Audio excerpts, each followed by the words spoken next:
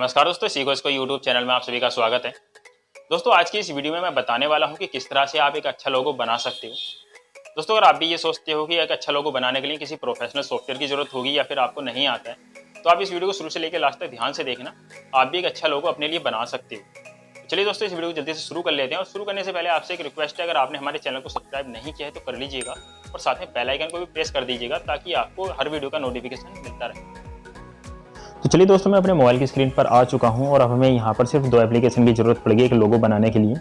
पहला पिक्सआर्ट और दूसरा पिक्सल लैब। आप इनको प्ले स्टोर से डाउनलोड कर सकते हो। तो सबसे पहले हमें यहाँ पर पिक्सल आर्ट में काम है, तो यहाँ पर हम पिक्सआर्ट को ओपन करेंगे। यहाँ ओपन करने के बाद आपको यहाँ प्लस वाले साइन पर क्लिक करना है।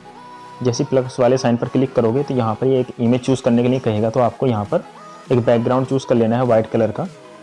तो चलिए दोस्तों, हमने यहाँ पर एक वाइट बैकग्राउंड चूज़ कर लिया है। अब हमें यहाँ थोड़ा सा टेक्स्ट टाइप करना है, तो अब आप यहाँ पर इसको फॉलो करते रहिएगा जैसे मैं यहाँ पर टाइप कर रहा हूँ।